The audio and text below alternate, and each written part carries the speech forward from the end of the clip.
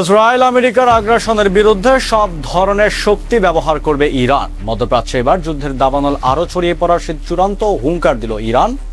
America ও ইসরায়েলের যে কোনো অবৈধ আগ্রাসনের দাঁত ভাঙা জবাব দিতে নিজেদের সমস্ত সামরিক সক্ষমতা ও শক্তি প্রয়োগ করার ঘোষণা দিয়েছে তেহরান। আন্তর্জাতিক সংস্থাকে বৃদ্ধাঙ্গুলি দেখিয়ে ইরান কেন এমন কঠোর অবস্থান নিল? এই উত্তেজনার পেছনের সব চাঞ্চল্যকর এবং রোমাঞ্চকর তথ্য জানতে ভিডিওটি এখনই শেষ পর্যন্ত দেখুন।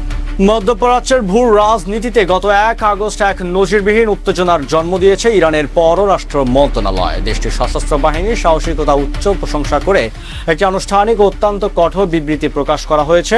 ইরানের রাষ্ট্রীয় সম্প্রচার সংস্থা এবং পার্স টুডের তথ্য অনুযায়ী ওই বিবৃতিতে সাফ জানিয়ে দেওয়া হয়েছে যে আমেরিকা ও ইসরায়েলের যে কোনো হুমকি বা অবৈধ সামরিক হামলার মুখে ইরান তাদের জাতীয় সার্বভৌমত্ব ও অখণ্ডতা রক্ষায় মুহূর্তের জন্য পিছু পা হবে না।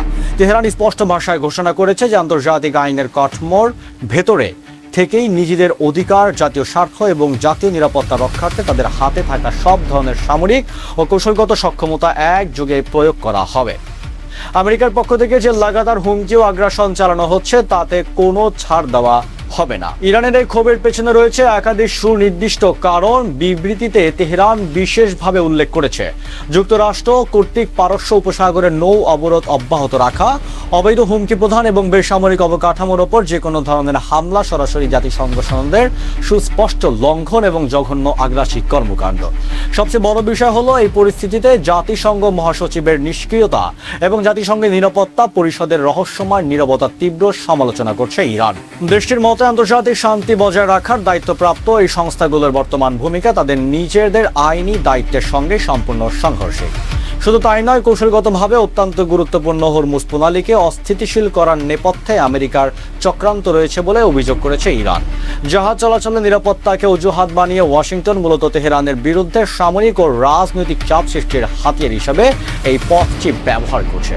আমেরিকা ইসরায়েলের বিরুদ্ধে যুদ্ধের প্রস্তুতি নেওয়ার পাশাপাশি নিজ অঞ্চলের প্রতিবেশী দেশগুলোর প্রতিও অত্যন্ত গুরুত্বপূর্ণ বার্তা পাঠিয়েছে ইরান। তেহরান জানিয়েছে তারা বরাবরই প্রতিবেশী দেশগুলোর সঙ্গে সুসম্পর্ক ও আঞ্চলিক শান্তি বজায় রাখতে প্রতিজ্ঞাবদ্ধ, কিন্তু একই সঙ্গে দেশের স্বাধীনতা, জাতীয় মর্যাদা ও সার্বভৌমত্ব রক্ষায় তারা এক চুলো ছাড় দেবে না।